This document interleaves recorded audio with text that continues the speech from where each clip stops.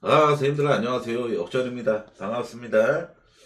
야, 참 진짜 오늘 NBA 성적 솔직히 영상 성적 진짜 좋았거든요. 저도 좋았다고 자부를 하는데 야, 성적 수익을 못 내네요. 오늘 한 조합 건지면서 세난 오바, 디트 오바 이거 적중하면서 수익을 못 봤네요. 약간 손해를 보게 되었습니다. 죄송합니다. 분석은 정말 좋았는데 우선 주간도 8연승을 달리다가 12, 13, 14, 15, 16, 17, 18, 요 18, 요까지 8연승을 내달리다가 어제 모비스 오바를 축을 잡았어요. 오늘 피닉스 오바 부러진 거랑 모비스 오바 부러진 거랑 거의 오마주입니다. 오마주. 4쿼터에 놀아가지고 언더뜨는 두 번 연타로 좀 중요한 거예요. 아시다시피 어제 그 남자 배구는 정말 재수없게 언더가 났지만 같이 묶어왔던 DB 5.5 마인이 완전 가비지 생 가비지 푸근한 마인이어가지고 모비스 오바만 들어왔어도 주간 9연승 달성이었는데 모비스가 막판 4쿼터에 엄청나게 그 막판 수비 플레이오프 모드 수비가 나오면서 결국에 언더가 나서 주간 연승이 마감됐고 NBA는 우리 한조 어제 영상픽 결과물들이거든요.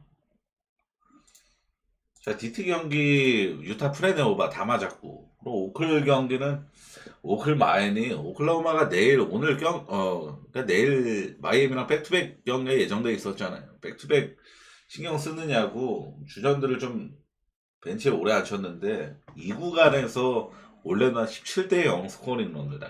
17대 0. 야, 이게 20몇 점 차 나가지고 걱정도 안 하는 경기가 0.5 올랜도가 파작할 것처럼 굴더니 파작도 안 해버리더라고요. 그래갖고 0.5 이런 경기 당하면 솔직하게 많이 화나죠. 근데 어쨌든 같이 묶어갔던 것도 죽었어서 워싱턴 경기 오바만 똥대 똥대결은 3조 2양이 오바만 까고 보는 거다라고 하면서 이 경기는 샬럿 승사이드가 많이 몰린 경기였습니다. 근데 저는 오바만 가서 이 경기를 맞춘 셈이 됐고 보스턴 경기는 제가 분석할 당시에는 GTD 상태였어가지고 출전을 하면 시카고 프렘만 보고 출전을 안 하면은 패스 혹은 오바다 이랬는데 저녁에 뭐 아침도 아니라 저녁에 이른 저녁에 시카고는 잭나비는 인저리 리포트가 아예 제외가 되면서 출전 확정이었죠. 그래서 시카고 프렘만 본 셈이 됐고 시카고 역배까지 해냈던 경기였습니다. 토론토 경기는 제가 어제 브루클린 프렌에 언더본다라고 얘기를 했어요. 대놓고 영상 다시 보시면 아시겠지만 둘 다 맞았고 휴스턴 마인메인으로 서브는 오바 보겠다. 오늘의 단폴이었어요. 제일 좋아 보이는 순위 1등 경기 휴스턴 마인. 아주 푸근한 경기였고 휴스턴이 모처럼 대량 득점을 일궈낸 환기성 타임인 것 같다. 오바 봤던 것도 맞았고 세난 경기도 오바 이건 제가 주력조 앞에 아까 갔었죠. 오바 가서 막판에 똥줄 좀 있었지만 결국에는 연장 안 갔어도 오바였죠. 멤피스 경기는 골스가 진짜 이 정도로 쥐어 털릴 거라고는 생각도 못했는데 0.5 얹어놨습니다.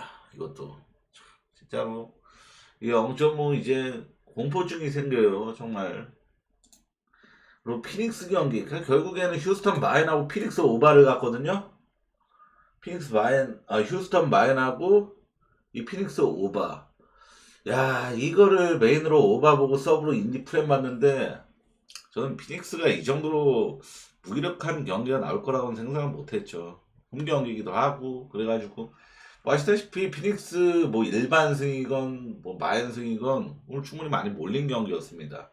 근데 이 경기가 좀 여파가 좀 컸죠. 근데 그럼에도 오바만 났으면은 이게 막 진짜 압도적인 핵언더 경기가 아니라 정말 근소한 차이로 언더나는 경기였잖아요. 막판에 4쿼터에 57점만 넣었으면 되는데 57점이나 56점만 넣었으면 오바였는데 51점만 넣어가지고 막판에 그거 뭐야, 야 그거 인디애나 그 원래 그 경기 승부 결정난 상황에서 2점 슛 블락 안 뜨는 거는 그건데 정말 예인데 도덕적인 일인데 그거를 블락 떠가지고 그걸 해가지고 만약에 그거 2점씩 블락 안 해가지고 메인 됐으면은 피닉스가 타작했을 수도 있거든요. 저 그 장면 보고 진짜 너무 와 정말 미네소타 경기는 제가 말씀드렸잖아요. 이 경기는 진짜로 좀 아쉬운 게 뉴욕은 지금 주사위만 잘 뜨면은 어떤 팀이건 씹어먹을 수 있는 그런 지표를 보여주고 있다 했는데 주사위 잘 뜨니까 그냥 미네소타 최소 실점 1등 팀도 씹어먹었죠 그냥. 그 포틀 경기도 덴버 마인 안 보겠다 오바만 보겠다 했던 거 이 정도로 거의 승률이 진짜 분석이 터무니없었던 거 이 미네소타 경기 빼고는 거의 완벽에 가까웠는데 부러진 것도 막 0.5, 막 2.5, 막 이런 걸로 부러진 거 말고는 진짜 분석은 훌륭했다라고 전 생각을 하는데 이런 날에 수익을 못 봤다라는 게 정말 좀 석이 나가네요, 사실.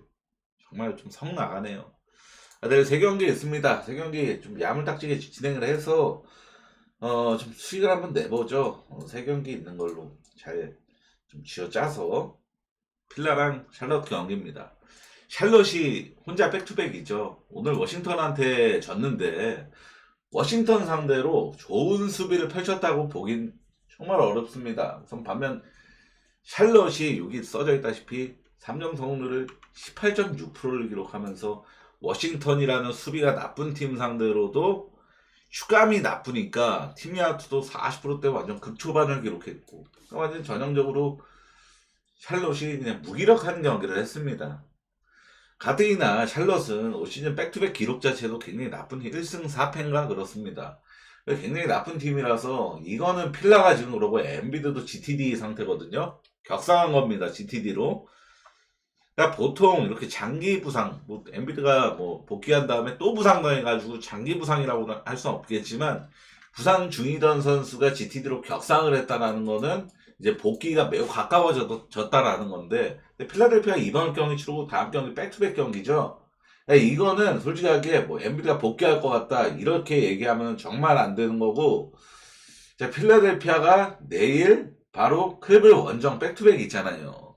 근데 이 엠비드가 올 시즌 개막하기 전에 나는 이제부터 선수 커리어 내내 백투백 경기 2개 중에 하나만 뛰겠다라고 공개적으로 인터뷰로 밝혔었거든요. 그래서 이 샬럿전 아니면 클블전 둘 중에 하나는 결장을 무조건 확정한다라는 건데 얘가 진짜 필라델피아를 자기가 우선이 아니라 필라델피아 팀을 위하면은 클블전에 뛰는 게 맞겠죠.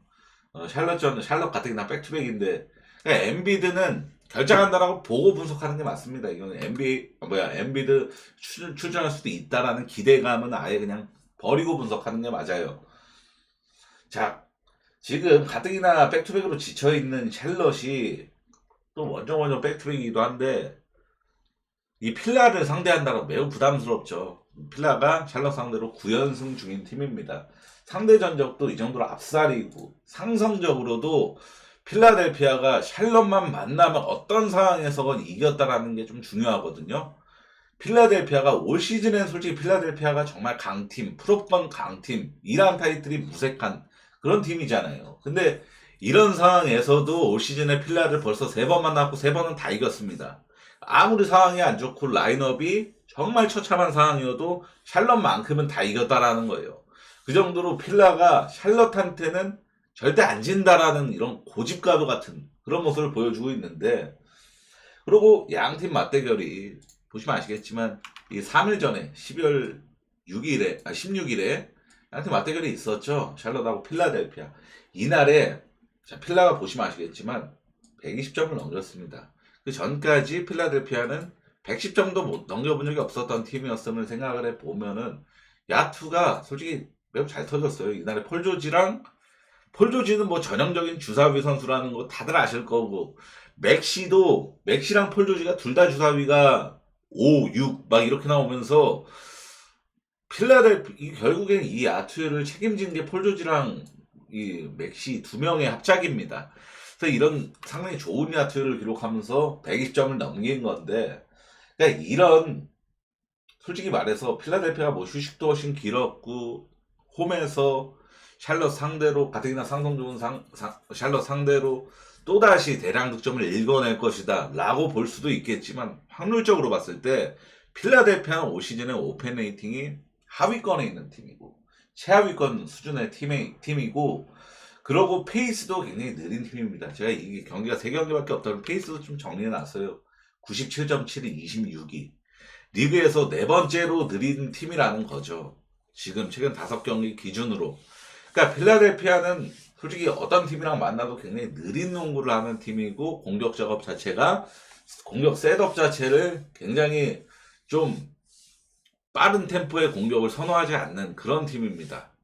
샬럿 역시도 그나마 또 최근 5경기에 좀 100을 넘겼다는 게 굉장히 좀 인상적이긴 합니다만, 얘네 최근 5경기 보세요. 템포 빠른 팀들이랑 주로 경기를 했어요. 워싱턴, 시카고, 인디애나, 클블. 이 4명이, 이 4명이 아니라 4팀이 다 템포가 리그 평균 이상으로 최소한 15위권 이상으로 다 빠른 팀들이거든요. 딱 필라 빼고는. 그래서 얘네가 그나마도 100을 넘기고 있는 거지, 샬럿도 굉장히 느린 팀입니다. 그래서 아시겠지만 필라랑 올 시즌 3번만 붙었다고 그랬죠. 첫 번째 맞대결 1쿼터 31점 나고 연장전 갔음에도 212점 나서 언더 났었어요. 아시죠? 제가 그때 언더 갔었단 말이죠. 그래서 연장만 가지 마라 막 게시글로 연병 떨었는데, 연장 가도 언더 나가지고 제가 아주 행복했었던 그런 경기였었단 말이죠. 1차전도 언더였죠. 그리고 양팀 2차전도 214점 났습니다. 214점. 그러니까 결국에는 필라델피아가 직전 경기 229점 난 거는, 그리고 이 자유투도 엄청나게 많이 불린 경기이기도 했습니다. 물론 필라델피아가 인디애나전에도 자유투콜이 굉장히 많이 불렸지만, 평소보다도 양팀 평균보다도 자유투 시도가 많은 경기였어요. 그러니까 심판 콜 자체가 굉장히 후했던 경기였다는 겁니다. 그러니까 엄청나게 소프트 콜이었다는 거예요. 결국에 양팀 직전 맞대결은 3일 전 양팀 맞대결은 심판의 소프트 콜, 그러고 필라델피아의 야투가 매우 잘 터졌다라는 거. 이 두 가지 때문에 229점이 난 건데, 저는 이번만큼은 언더 가능성이 좀 높아 보입니다. 필라 마엔 메인 선정 없이 필라 마엔하고 언더 둘 다 메인급으로 볼게요. 이 경기는 마엔의 언더, 필라 마엔의 언더. 자, 두 번째 경기가 좀 다소 좀 그나마 이 세 경기 중에서 제일 어려웠던 포였는데, 자, 클블은 팀 내에서 가장 3점 성공률이 높은 오코로가 또다시 부상을 당하면서 결장을 확정합니다. 그리고 미러키는 릴라드가 결장을 확정합니다. 이미 올 시즌 양 팀의 맞대결 2번 있었는데 이때가 리턴 매치로 맞붙었습니다. 2번 모두 클블이 이기긴 했는데 둘 다 완전 초접전, 1점 차 승리, 2점 차 승리, 이런 완전 초접전 끝에 똥줄 승이었습니다. 근데 이 2번 모두 미러키가 젖잘싸를 했던 이유는 릴라드의 맹활약이 매우 컸습니다. 릴라드는 클블과의 1차전에서 41득점을 거두면서 팀 내 최다 득점자였고, 2차전에서는 야니스 아테토쿤보가 결장을 하면서 릴라드가 대놓고 1옵션을 맡아서 이 1옵션 역할을 톡톡히 해줬던 경기였단 말이죠. 그러니까 릴라드가 결장하는 거는 이 매치업에서 굉장히 크게 느껴질 수밖에 없다라는 겁니다. 물론 미들터니가 릴라드가 없는 대신 복귀한 미들턴이 있지만, 미들턴이 이번 시즌에 복귀하고 나서 4경기 치렀습니다. 4경기 동안 개인 야투율을 40% 이상 기록한 적이 한 번도 없었어요. 최다 득점이 11점이었고, 즉 미들턴은 아직 좋은 선수가 아니라는 겁니다. 릴라드의 빈자리를 채워줄 수 있을 만한 조각이 아니라는 겁니다. 그나마 미러키에게 고무적인 부분을 찾아보자면은 최근 이 슛감이 나쁘지 않다라는 점, 3점 성공률이 터무니없이 박아버리는 20%대 이렇게 박아버리는 그런 경기를 15경기 연속 안 하고 있습니다. 최소한 30% 이상은 15경기 연속하고 있다라는 거예요. 그래서 아주 정말 터무니없는 슛감의 흐름은 결코 아니다라는 점. 이 정도고, 그리고 야니스 아테토쿤보가 충분히 클을 상대로 화력을 과시할 수 있다라는 점, 이 정도인데, 그리고 미러키가 직전 이 컵 대회에서 우승하면서 돈도 두둑히 챙겼고 분위기도 아주 좋을 수밖에 없는 상황이긴 하죠. 그러니까 결국엔 릴라드가 없다라는 게 제일 뭐 불안 요소긴 하겠지만 저는 미러키 프렌하고 언더 보는 게 낫다라고 봅니다.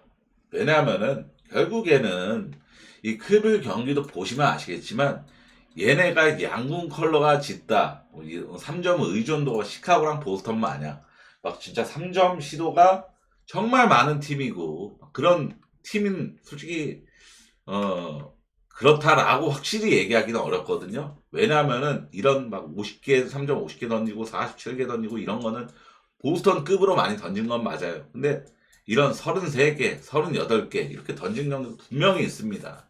그러니까 얘네가 대량 득점 126점, 130점 이런 대량 득점을 해낸 경기들은 3점 승률이 다 40%가 넘겼죠.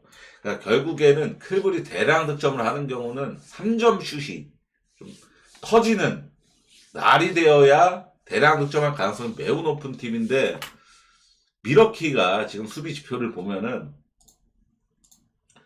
최근 5경기 3점 허용 개수 적은 순으로 리그 3등입니다. 그리고 상대팀 3점 성공률 낮은 순으로 리그 8위. 그러니까 3점 수비가 아주 잘 되고 있다는 뜻이에요. 그러고 제일 중요한 거 데미안 릴라드가 이 플레이 온 그리고 오프 코트 안에 있을 때 없을 때 이겁니다. 자, 있을 때 당연히 출전 시간은 있을 때 훨씬 더 많죠. 넷 레이팅이 마진이라고 보시면 돼요. 득실 마진. 대략 릴라드가 있을 때 마이너스를 기록할 정도로 미러키의 마진 능력이 훨씬 떨어진다. 있을 때 오펜 레이팅은 대략 4 이상이 올라가죠. 오펜 레이팅이 올라간다는 공격력이 훨씬 더 좋아진다는 뜻입니다. 4 이상 올라간다. 근데 없을 때는 공격 레이팅이 떨어진다. 꽤 유의미하게 떨어진다. 4는 큰 차이입니다. 디펜 레이팅 보세요. 11 이상이 내려갑니다. 디펜 레이팅은 낮을수록 훨씬 수비가 좋은 거거든요. 디펜 레이팅은. 그러니까 결국에는 릴라드가 코트에 있을 때 지금 뭐다? 공격력은 좋아하지만 수비는 완전 허벌이 된다. 근데 릴라드가 없음으로써 없을 땐 뭐다? 공격력은 나빠지지만 수비는 훨씬 더 좋아진다. 라는 이 지표가 나와 있습니다. 결국에는 미러키가 최근에는 메인 핸들러 역할을 훔보가 잡는 그런 경우도 상당히 모습도 많았지만 결국에 미러키의 메인 핸들러 그리고 공격 조립부터 그리고 스페이싱까지 다 열어주는 건 누구죠? 릴라드입니다. 그래서 릴라드가 없으면은 미러키는 득점 낼 가능성도 확연히 떨어진다라고 봐야겠고 수비는 훨씬 더 좋아진다라는 게 이렇게 데이터 지표로 확연하게 나와 있는 상황이라서 미러키 프렌의 언더인데 저는 언더를 메인으로 볼게요. 언더를. 자, 마지막 경기로 마이애미랑 오클라호마 경기입니다. 오클라호마는 좀 지쳐있을 가능성이 좀 높긴 합니다. 남들 다 일정 널널할 때 오클라호마는 널널하지 못했죠. 컵대회 결승까지 가는 바람에 오늘 올랜도 전에도 좀 쉽게 가나 했더니 17대 0 스코어링 런을 당하면서 휴전 시간도 아주 막 조절한 그런 편은 아니었습니다. 지금 오클라호마의 언더 본능이 굉장히 강합니다. 기본적으로 뭐 수비 부분 지표는 모든 게 최상위권, 뭐 스틸이건 뭐건 다 최상위권 팀이다 보니까 수비 지표는 뭐 오클라호마 뭐 흠잡을 데 없는 수준이고 오클라호마 뭐 무려 근데 오클라호마가 최근에 공격력도 야투 흐름도 막 딱히 뜨겁다 좋다 이렇게 보기도 굉장히 애매한 게 결국에는 이 4경기 연속 지금 120점을 넘긴 적이 한 번도 없었잖아요. 결국에는. 근데 이 미러키 컵대회 결승전까지 포함하면은 5경기 연속으로 120점을 넘긴 적이 없는 거죠. 그러고서 얘네가 지금 그나마도 119점, 118점 이런 득점을 많이 한 팀들은 최근에 실점이 많은 팀들 댈러스랑 뉴올리언즈 상대로였다. 휴스턴하고 올랜도처럼 디펜레이팅이 상위권에 있는 팀들 상대로는 득점을 얼마 내지 못했다. 라는 게 좀 나와 있습니다. 근데 마이애미는 보시다시피 지금 5경기 디펜레이팅 9위. 올 시즌 전체로 봐도 디펜레이팅 상위권 팀이죠. 그러니까 마이애미는 기본적으로 근본적으로 수비가 좋은 팀이기 때문에 오클라호마가 이런 득점할 가능성보다는 올랜도랑 휴스턴 상대로 냈던 그러니까 한 110점 언저리 많아봐야 그 정도를 좀 기록할 가능성이 높다라고 좀 여길만 합니다. 마이애미는 최근 5경기 디펜레이팅 9위 그리고 최소 실점 순위 8위거든요. 그러고 마이애미도 전통적으로 기준점을 언어바 기준점을 좀 낮게 받는 팀이잖아요. 마이애미는 그러고 홈에서 기세가 정말 좋습니다. 홈에서 5연승을 기록하고 있는데 이 과정에서 평균 득점이 122.4, 120이 넘어가고 평균 실점 106.4입니다. 110도 안 되고 그러니까 공수 밸런스가 완벽하게 지금 홈에서 5연승을 달성한 마이애미거든요. 근데 이 홈 5연승 과정에서 상대들을 보면은 토론토, 레이커스, 피닉스, 클리블, 토론토 최근 수비에서 좋은 흐름을 보이는 팀이 없습니다. 클리블도 최근 5경기 디펜레이팅이 14위 수준이에요. 중위권 수준이라는 거죠. 지금 마이애미가 이러한 득점력, 평균 득점 122.4를 기록했던 거는 수비가 정말 좋은 팀을 상대로 경기했던 적이 없었다. 홈에서 5연승 과정에서 그게 없었다. 그래서 평균 득점 122.4나 찍고 있는 것이다. 라고 좀 여길만 합니다. 오클라호마는 올 시즌 백투백 경기 4승 0패예요. 백투백 경기에서 백투백 4경기에서 평균 실점이 105.7에 불과한 팀입니다. 평균 실점도 굉장히 낮죠. 또한 오클라호마는 올 시즌 컵대회 결승전에서 미러키전을 제외하고 동부팀 상대로 5전 5승. 다시 한번 말씀드리지만 미러키랑 이 컵대회 결승한 건 정규 시즌 포함되지 않는 경기이기 때문에 이 기록에 말소가 되어 있습니다. 올 시즌 동부팀 상대 평균 실점 95.2점입니다. 오클라호마가. 결국에는 동부팀 상대로 수비가 엄청나게 좋았다. 오늘 올랜도도 결국에는 오클라호마가 많이 못 찍었죠. 핵언더 경기를 만들어 버렸고. 그죠? 그러니까 동부팀들이 오클라호마 수비에 쪽도 못 썼다라는 거예요. 결국에는 이 경기가 기준점이 210대 중반을 받은 입장에서 오클라호마보다 대략 언더를 깠을 때 위협적인 건 마이애미거든요. 마이애미가 지금 홈 경기만큼은 평균 득점 122.4를 기록하고 있으니까 얘네가 이 정도 좀 언저리 비슷한 부분만 득점을 해도 그냥 무난하게 오바잖아요. 오클라호마가 마이애미 상대로 100점도 못 넘길 가능성은 정말 희박하니까. 근데 다시 한 말씀 좀 결론만 말씀드리자면은 마이애미가 홈 5연승 과정에서 수비 스페셜 디펜더 팀은 상대한 적이 없었다. 근데 오클라호마는 스페셜 디펜더 팀이고 마이애미가 이 평균 득점 120대를 오클라호마 상대로는 기록하지 못할 것이다. 이렇게 보는 겁니다. 많아봐야 110점 정말 맥시멈 수치로 110점 그 이하 기대를 바라보면서 저는 언더볼게요. 이 경기 핸디캡은 정말 어렵다고 봤고 왜냐하면 오클라호마가 미러키전 결승전 같은 경기가 나오면 마이애미한테 찢어지는 건데 언더만 보는 게 나을 것 같아요. 결국에는 오늘 3경기 올언더 봅니다. 뭐 TNT 데이는 아니거든요. 근데 12월 13일이었나? 그때도 NBA 딱 3경기 있었던 거 올언더 한번 났었어요. 12월 13일인가 3경기 딱 있었을 때. 근데 제가 올언더를 막 정말 이거 좋다 막 이렇게 보는 건 아니니까 한 3만원 정도만 3만원 정도만 소액으로 3경기 올언더 한번 도전해 보시는 건 어떨까? 저는 올언더 한번 봅니다. 제가 뭐 오늘 오바 갔다가 엇가당해가지고 올언더 보는구나 좀 약올라서 언더 보는구나 이렇게 생각할 수도 있는데 저도 적중한 조합이 오바입니다. 일부러 본 게 아니라 분석이 정말 언더로 됐어요. 3경기 모두. 자, 선생님들 오늘 분석 여기까지입니다. 자, NBA가 3경기밖에 없으니까 영상이 이렇게 뭐 다룰 주제가 없네요. 그죠? 내일 영상에서는 아주 또 좋은 활기찬 모습으로 찾아뵙겠습니다. 시청 정말 감사합니다.